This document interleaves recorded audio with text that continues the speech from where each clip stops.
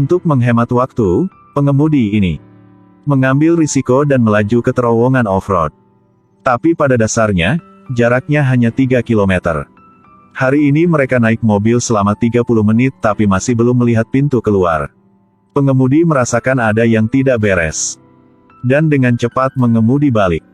Bensin juga mau habis. Tapi belum lihat jalan keluarnya. Bahkan terowongan terpanjang di negara ini tidak bisa sepanjang ini. Para penumpang di dalam mobil mulai merasa tidak enak aman. Mereka bergantian menyalahkan si pengemudi bahwa seharusnya dia tidak mengambil jalan ini sejak awal. Si pengemudi mendengarnya, jadi dia merasa marah. Sejak awalnya, ketika aku menyarankan untuk mengambil jalan pintas. Mengapa kalian setuju? Jika ada yang tidak mau melanjutkan, maka turunlah dari mobil. Pada saat itulah, seorang wanita hamil keluar dari mobil. Tapi di jalan sekarang muncul HP. Bukankah ini HP-nya yang tadi dia lempar dari mobil? Mengapa ponsel ini ada di sini? Aku ingat dengan jelas waktu itu. Dari belakang aku masih bisa melihat pintu masuk dengan jelas. Aduh, hal-hal spiritual bukanlah lelucon. Ini membuat semua orang panik. Tetapi juga ada yang tidak berpikir begitu. Ada kalanya penglihatan menipu kita. Kita perlu melakukan investigasi menyeluruh. Untuk mengetahui penyebabnya. Si arsitek dan Trangia mengeluarkan gulungan wol dan berjalan lurus ke depan. Yang sisa-sisanya akan memegang gulungan dan menunggu. Tetapi mereka tetap berdua terus-menerus berjalan. Gulungannya tidak cukup panjang.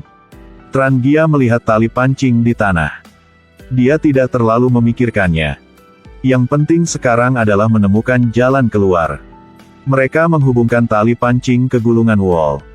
Lalu melanjutkan ke depan. Entah berapa lama setelah itu. Orang-orang yang tunggu mereka mulai khawatir. Mungkinkah mereka berdua mengalami apa yang sial?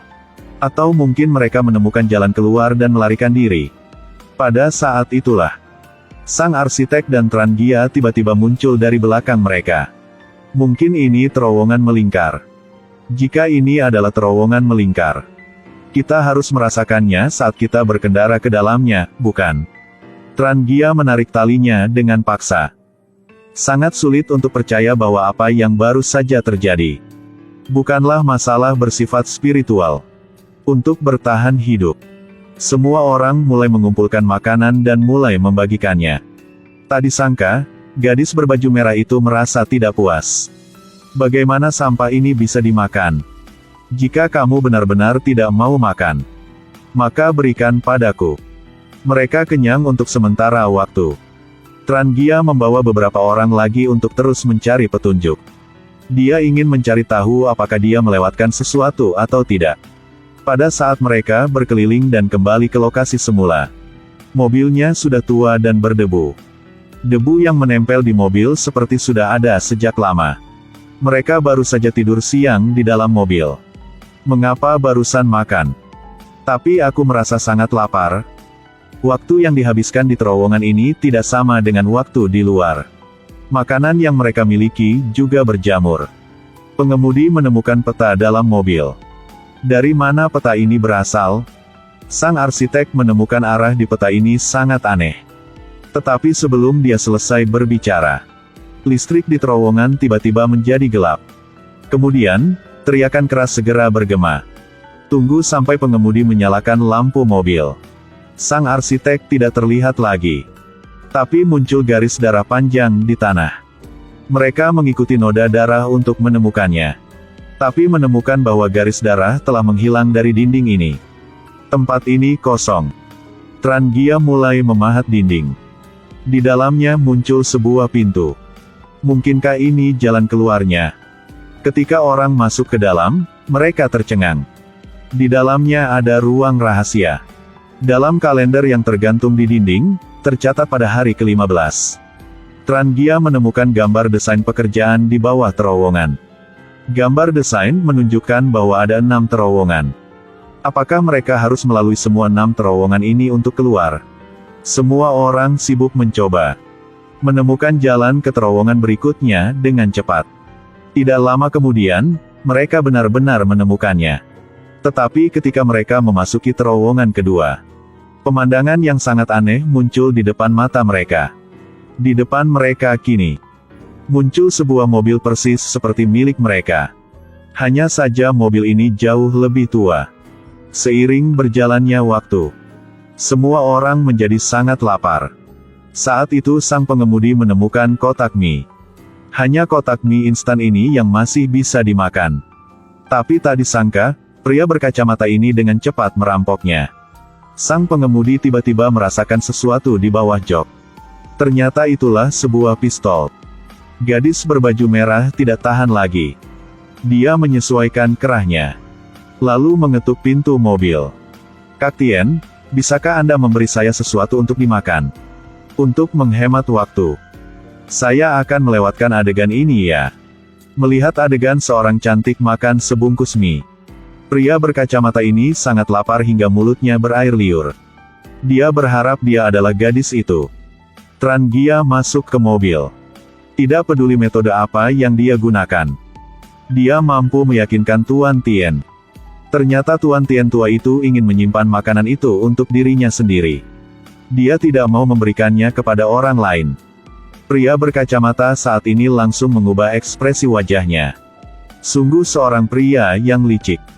"Kak Tien, Anda duduk saja di sini dan beristirahat. Kita memiliki 6 orang, dibagi menjadi 2 kelompok kecil. Begitu saya menemukan pintu keluar, saya akan segera mengetuk pipa besi untuk memberitahu ya." Tetapi pria berkacamata itu bukan yang sederhana. Begitu masalah makan diselesaikan, hal lain akan terjadi. Pada titik ini dia mulai memiliki niat gelap. Untungnya gadis berbaju merah punya sempat bereaksi. "Berpura-pura apa? Nilaimu juga hanya sebesar sebungkus mie." Lalu, sang gadis kembali ke mobil untuk membicarakan hal ini dengan Tuan Tien. Dia segera ingin menemukan pria berkacamata untuk memberinya pelajaran. Tetapi gadis itu dengan cepat menghentikannya, mengatakan bahwa dia sangat lapar. Tuan Tien mengeluarkan sebungkus mie untuk dia makan. "Saatnya untuk menghemat waktu. Saya akan lagi melewatkan adegan ini." Pria berkacamata itu juga tidak punya waktu luang. Dia diam-diam kembali ke mobil untuk mencuri mie instan. Tetapi ketika dia pergi, dia tidak sengaja membuat keributan. Dia kabur sambil makan mie instan. Tuan Tien di belakang cepat mengejarnya. Tapi sekarang, bungkusan mie telah dimakan oleh pria berkacamata. Tuan Tien sangat marah. Ia berani memperkosa gadis berbaju merah, bahkan ia berani mencuri mie instannya. Tuan Tien memeluk tong besi di sebelahnya, ingin membunuh pria berkacamata itu. Siapa sangka, pria berkacamata itu panik dan menudingkan jarinya ke belakang punggung Tuan Tien. Entah apa yang terjadi. Dia ditusuk di perut oleh seseorang. Saat tim Tran Gia tiba, mereka hanya melihat Tuan Tien menunjuk ke arahnya sang pria berkacamata. Kemudian menghembuskan nafas terakhirnya. Tanpa Tuan Tien, pria berkacamata dan gadis berbaju merah mulai berebut makanan dengan sengit. Ketika menemukan bungkusan mie di bawah mobil, pria berkacamata itu juga menemukan ada saluran pembuangan. Mereka bekerja sama untuk mendorong mobil keluar, membuka penutup lubang gat. Mereka memasuki ruang rahasia kedua satu persatu. Ruangan ini persis sama dengan yang sebelumnya. Karena pengalaman mereka sebelumnya, mereka langsung masuk ke ruang bawah tanah ketiga. Tetapi di sini mereka menjadi lebih lapar. Mobilnya juga semakin tua. Di mana-mana ada tikus dan ular. Di belakang mobil, ada kerangka-kerangka yang duduk mengelilingi meja. Mereka sepertinya sedang menikmati makanan saat masih hidup.